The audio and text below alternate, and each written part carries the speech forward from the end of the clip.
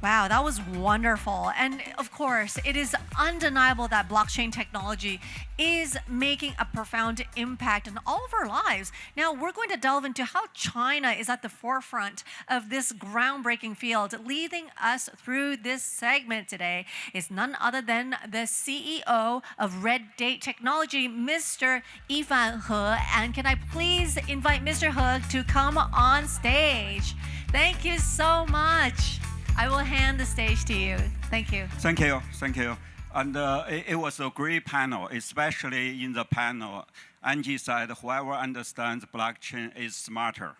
Okay, so my job, Sean, today is make sure everybody here today becomes smarter. Okay, because if I want to prove China is leading the blockchain development, I need to explain what blockchain is to everybody so you guys can understand. Blockchain actually very technical, okay, very, very technical. So today I won't, start talking about blockchain technology. I will actually use a technology everybody understands to start with. The telephone. Okay, the telephone was invented in 1872. Okay, but after like 100 years when it was invented, there was no conference call. Remember, conference call was emerged in 1970s. Okay, so in that 100 years, just think about a scenario. 10 people in 10 different locations and they need to discuss something. How they make the phone calls. One guy called 9 guys. And remember, it's a discussion, not informing.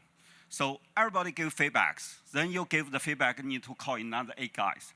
Then explain this, and everybody give you feedback. Remember, if you pass the feedback in different order, the result might change. So everything is messy. So after 3 rounds of feedbacks, you actually make like probably 1,000 phone calls in 3 months. So that was the old technology of telephones. But after 1980, there was conference call. Think about this, same scenario. 10 people, same intelligence. And 10 phones, same 10 phones, and the same matter. They still discuss same matter. Everybody log in a conference call, 20 minutes, it's done. So my question is, what happened? What happened to increase the productivity and the efficiency 100 times? What happened? Same people, same phone, same matter, same discussion. Why? Because the data moves differently. From a point to point, from a network, become broadcasting.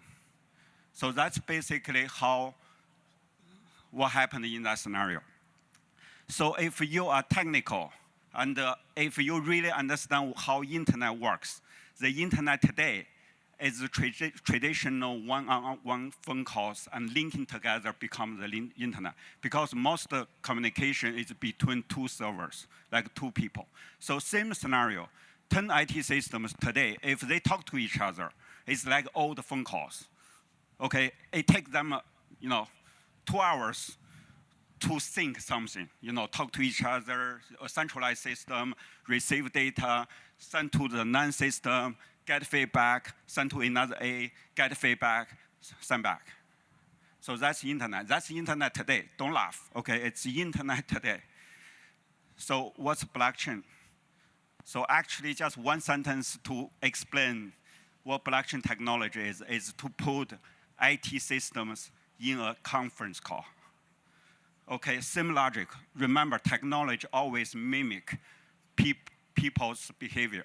So when 10 IT systems in a conference call, sending data in a broadcasting way, same thing, the productivity and the efficiency increase. Okay, so that's why the blockchain technology makes sense. And it's not about cryptocurrency, it's not even about the blockchain itself. It actually is a new way of communication, data communication. Okay, just like conference call and regular calls. So let's play another game called Let's Centralize Bitcoin and Ethereum. Once you centralize the whole thing, what that system become. It's a very traditional banking system. A big ledger is a bank's balance sheet. And what's a wallet? It's basically individual accounts. What's a business? Transfer money between accounts. That's a banking system. Smart contract is called a banking script. You know, a 500,000 employee company, how they even pay salary? They don't click the button like 500,000 times. They run a banking script.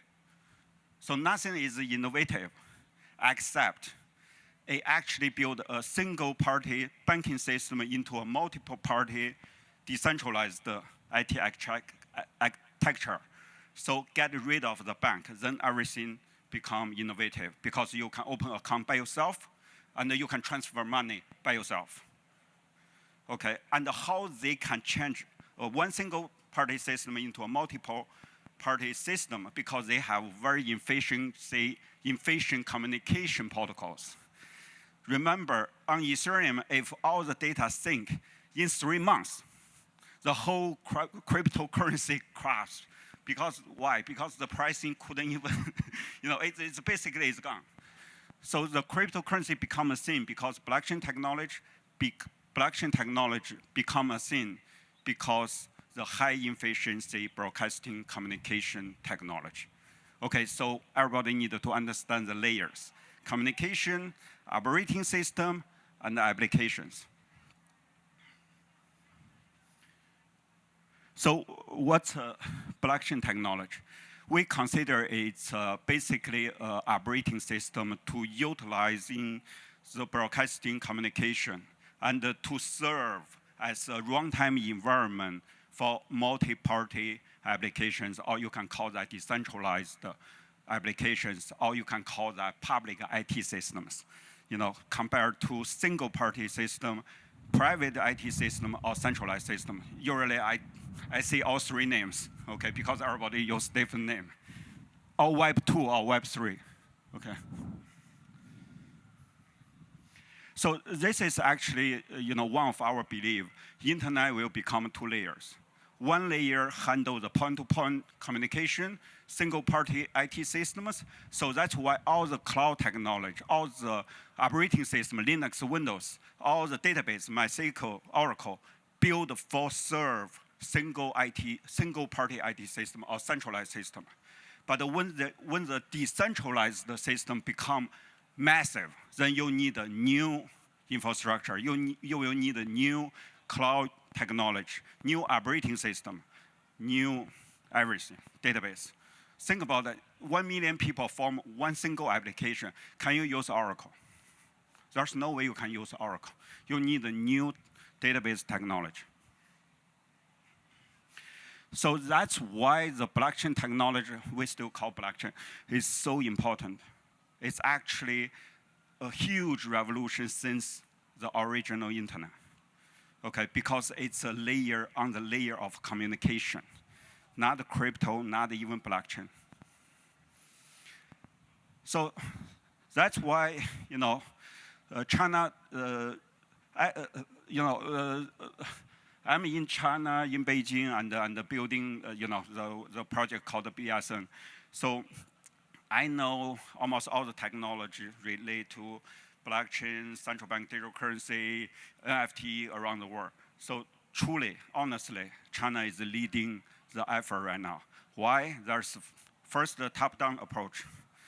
From President Xi basically said, let's develop blockchain technology. Of course, I think he means the communication technology because they actually understand how important this is. This is not about crypto or single application or a single type of operating system. It's about communication.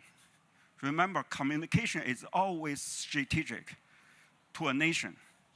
Second one is no cryptocurrency approach.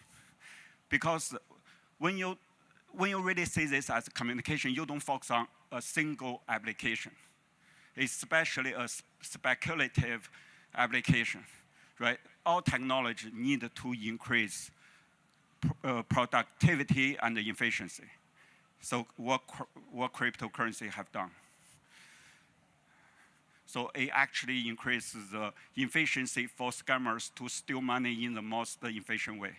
Okay, $8 billion in 2 years, amazing. And another one is China actually is building infrastructure. Like our project, BSN, it's a purely infrastructure. It's application agnostic. The last one is the fundamental user case. This is actually very, very important. How internet started. There's actually two fundamental user cases to boost everything, make everybody understand. One called email. Very simple technology. You send your data from your machine to another machine. That's it. That's called email. And another application called a web page. It's actually same technology, but you don't send it. You actually fetch data from other server to your machine. But based on those two applications, people begin to understand, begin to build more and more applications. In 30 years, it become today's internet. So we need fundamental early user cases to drive the whole thing. So what's a fundamental user cases for the new communication technology or blockchain technology? Actually, everybody talk about those two things. If you do a search on internet, everybody talk about that. One is CBDC, payment-related, regulated digital currency, not a cryptocurrency, payment, central bank digital currency. Second one, DID. Okay, one is how money moves. Second one, how you get verified. And I think the Yifan project is the largest, most advanced CBDC project in the world. 2 million users, a lot of transactions. You know, the second one probably is $3 from Bahamas. You know, it's a very, very advanced system. But the Yifan doesn't even use blockchain technology. But it's a truly decentralized system. That's why I want to emphasize the IT architecture, not blockchain itself. Okay, 6 major banks building their own wallet system, connecting to the central bank. Central bank have a wholesale settlement system on the top. So it's a decentralized system, but all the wallets can talk to each other. Okay, and the DID system actually is even more important than because every single IT system needs to verify users. Verification is not for ID. For any transaction, any data communication, you need to make sure who sends the data. So the verification in every single step of the IT system. The DID system, actually in 2 weeks, we are going to announce a national DID, KYC DID system from China. So we call that China Real DID. So basically, it's the central government will issue KYC through the data citizenship database, a real name DID. And what it can do, I give you very quickly 2 examples.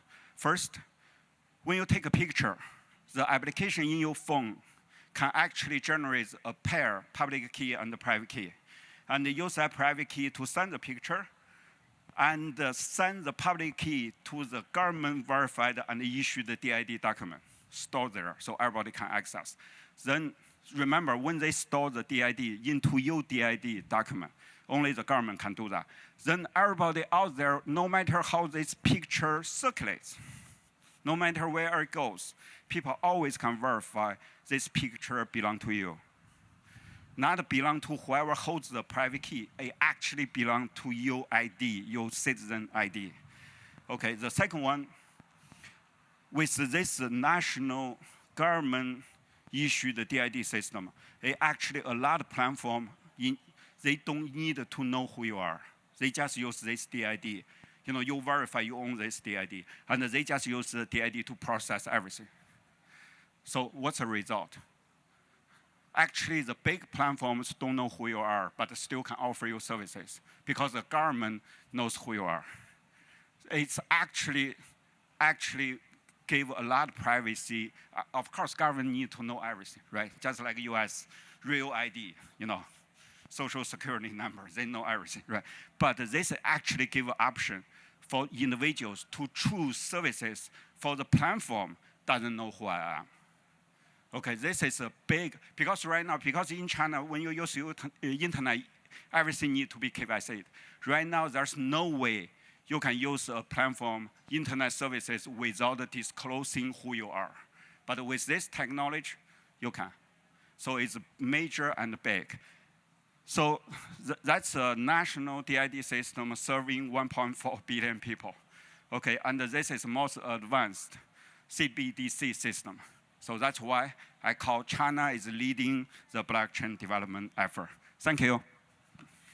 Thank you so much, Mr. He. Please be seated. Thank you for the sharing. And